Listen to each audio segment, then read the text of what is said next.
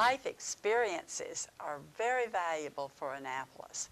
And all the things that I have done through the years have gone towards the mix of knowledge and enthusiasm and advocacy for the things that I've particularly been working on. And just lately in the Washington Post was yesterday was something about human trafficking and how that is a major problem. And that was the issue that I brought to the legislature and have been working on, and am a national leader involved with that. I agree with Jenny that life experience is really important. So in addition to my experience working with Jim and Sarah Brady on the Brady Bill and protecting women's reproductive rights, and my 8 years as a member of the House of Delegates, I then chose to leave the legislature. I first worked for our Congressman, Chris Van Hollen, and then ran a foundation that contributed over $1 million a year to local area nonprofits. So I've got very recent experience understanding some of the needs of our county, how the demographics have changed from when I grew up here in the 60s and 70s. And so I can bring that life experience to Annapolis to really be effective as we're figuring out our fiscal priorities. You know, I feel like I don't have to discuss the issues since you both agree on the issues, it sounds like. But, you know, as you go around and you make this, I guess what I would call style argument to voters out there, you're knocking on doors. I mean, is the style argument, each of you, you're saying, hey, I'm like this. Cheryl, you say, you know, I'm like that. Is that resonating with voters? Well, a lot of voters have never met the senator. Because she's never had a challenger in 32 years, I don't blame her, but she hasn't had to knock on doors for 32 years, that means, or not in a significant manner. For over a year, I have knocked on countless doors in every precinct all around our district, listening to people's stories, listening to their fears, listening to their hopes for their kids and their grandkids. And I feel like that would make me a better senator from day one, bringing my experience from Annapolis, my knowledge from the grassroots, and my passion for making a difference. Senator Cheryl says that she's knocking on doors. The voters don't know you out there. The voters definitely know me. I've really enjoyed knocking on doors in the last month or so because I've been working the rest of the time. We were in session in Annapolis, and I go to civic association meetings. I go to every meeting. Just recently, I went to the, you know, I've been to every group that's had an event, a meeting, and I'm a speaker at so many of these things. And, you know, I have two children that I got through college, high school and college, and learned what parents go through with to get kids into good schools, and so that's one of the motherly and grandmotherly things now that I'm working with. But I think that I used to teach school in the public school system, and so I can relate to what teachers are dealing with and what parents are dealing with. And so many of the other things that I've done in my life have really been very valuable to me. Okay, I am going to move on to some issues. One issue that whoever's elected is going to face in Annapolis is the teachers' pension issue.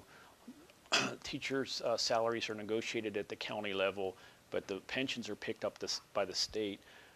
Salaries, at least for those down at in Annapolis, the powers that be complain about the rising teacher salary. Some counties like Montgomery County, the salaries rise more than other counties, and states having a tough time picking up these pensions. There was a bill in Annapolis, I think Senator Madaleno here from District 18 put through. It passed the Senate to, I think, push eventually $70 million back to Montgomery County. The county is in dire fiscal consequences, probably for a lot of reasons. We could do that in another show, but would you absolutely, Cheryl, vote no on any attempt to push any amount of the teachers' pensions back to the county? Absolutely.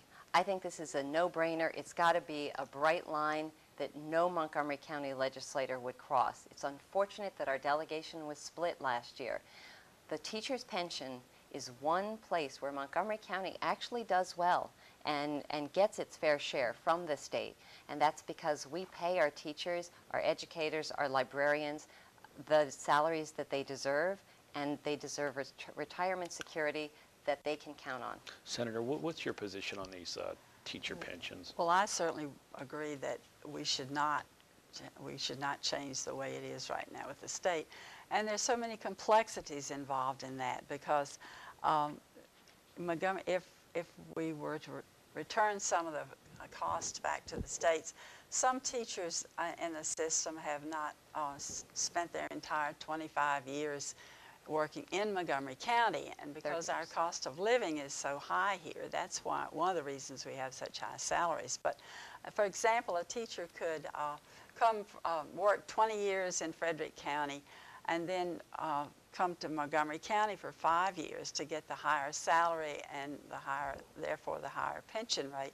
And Montgomery County should not be stuck with having to pay for the entire pension for that. So there's some complexities, so many complexities in this that would have to be ironed out. And with all the problems we have in the county with not having enough money to maintain the services that we've been having for a long time, there's no way I would ever vote for that. Okay, we're going to have to go to our break. We're going to come back and talk about some more issues.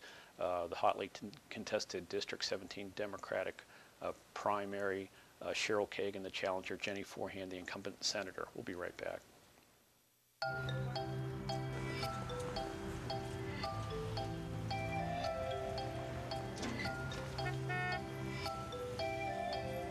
These things we count on every day started as ideas.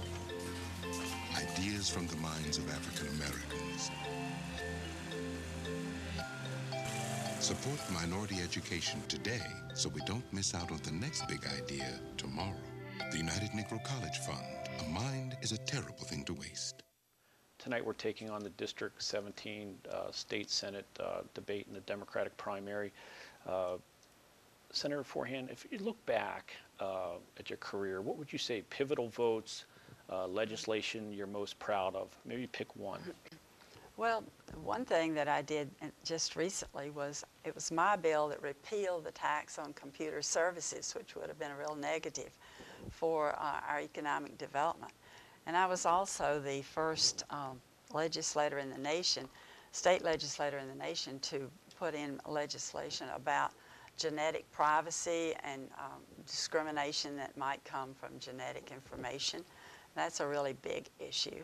And I have a long list of firsts that I have been doing with issues, and that's one of the things. And I'm kind of one of the people that gets the credit for making Maryland smoke-free. Really proud of that. And we've done a lot of things to keep children from starting to smoke. And I think it was when we raised the tax on tobacco, on cigarettes, $1 a package. That was a real major thing towards this, and my opponent voted against that. And that was one of the major things, though, that has made a big difference in having kids, not as many kids start to smoke. Issues worked on, Cheryl, that you're most proud of, legislation that you worked on that you're most proud of? Well, since budget is really what we have to have as our top priority, I'm going to talk about a fiscal example. It's not always just about slapping your name on a piece of paper and then having the chairman push it through. Is that what you're saying? Is that what you're saying? I just want to talk about a time when I was the only legislator out of 188 who stood up and spoke out, asking hard questions about whether we needed to spend what ultimately became $100 million. I came within 6 votes of single-handedly killing our electronic voting machines that we're now jettisoning. The legislature voted almost unanimously to get rid of. That $100 million could have been used for our schools, our roads, our mass transit, health care, protecting the environment, and we need to be asking the hard questions about how we spend taxpayers' hard-earned dollars. Before we make those decisions, we have to preserve our priorities and yet make sure that we are making a difference. Is that what you're saying the senator does, slap her name on a piece of paper and the chairman gets it through? I think in Annapolis there are a lot of ways to make a difference. Sponsoring legislation is a small part of it. There's work in committee and in subcommittee, and there's work on the floor. All of those combine for the sort of impact you can make as a legislator. You have an initiative that you haven't talked about, the Clean 17 initiative. I guess it's your own self-imposed standard to take only $2,000 from individuals, $3,000 from PACs. I guess it's 50% Yes. of the limit. But under your standard, and you call it clean, under your standard, people that are candidates or electeds that are unassailable, like Ike Leggett, Nancy Florine, Jamie Raskin, people like that, would be considered not clean. I think a lot of people believe that there's too much money in politics, and it's special interests that have a louder voice than we do when policies are being made, which is why I decided that I was going to voluntarily close a loophole that allows rich people to evade our current campaign finance laws and give tens of thousands of dollars that are legal through our current laws. So I closed that loophole voluntarily. I also put, as you said, a 50% cap on what either individuals or special interests can give. I've been proud to have gotten about 800 donations so far, mostly from the grassroots. Average contribution is about $79. But it sounds gimmicky. I'll be honest with you. It sounds gimmicky only because you're in this race, you're the big money person, I would have to say. And that's because of my grassroots support, Charles. I have gotten, as I've knocked on doors, let me finish my question. 2009, 2010, you've gotten twice as many contributions of $1,000 or more. That's not a $50 or $100 contribution, and you have, I think, $8,500 more in the bank as of the last campaign report that I checked. I have been raising money from my supporters at the grassroots. I'm very lucky that some of my friends are able to make bigger contributions than others. But as I said, my average contribution, as I said, it's something like $75, $79, which reflects a grassroots support. I just knocked on doors last week in Rockville, was very grateful afterwards to get a $25 contribution from a neighbor who lives in Rockville who wanted to put up a lawn sign, who wanted to express their support for my campaign. Senator, Cheryl's proposal, I mean, it's a good thing, isn't it, to maybe lessen the amount that PACs can give and individuals can give? I mean, isn't that a good thing in campaign finance law? Well, those laws were decided by the legislature a good many years ago. And, you know, I think our constituents should be more concerned about the percentage of money that comes from out-of-state checks. I don't have a lot of wealthy friends, and I don't have many checks from out of state. And I think that when I've looked over the list, that's one of the things that someone has made a comment about, your checks. And she's been very active in Hillary Clinton's campaign as well, and has gotten to know a lot of people there. And I was involved with Hillary's campaign too, but we were in session in Annapolis during that time, and so I haven't reached out as much to some of the people there as others. To go back to your question about Ike Leggett and Nancy Florine, they both have to run county-wide. We're only running in 1/8 of the county. We don't need to be spending as much money, and I think that reflecting the grassroots support that we have is important. I called on all candidates in District 17 to join me in this voluntary pledge. I don't think that we in Montgomery County have to stick to the letter of the law in terms of taking the maximum number of dollars. I think we can set an example and have cleaner campaign practices in our own district. But does it strike you, if you have the most money in the race, isn't it easy to impose limits? I mean, Charles, I announced this over a year ago, before I started, you know, before we had a lot of money, before either of us had really started raising a lot of money. And I noted, and I think this in the last 4 years, Lou Simmons, the delegate in District 17, Delegate Kumar Barbie, they've both exceeded that limit also. I'm not sure that's the case, actually. I looked at the campaign report.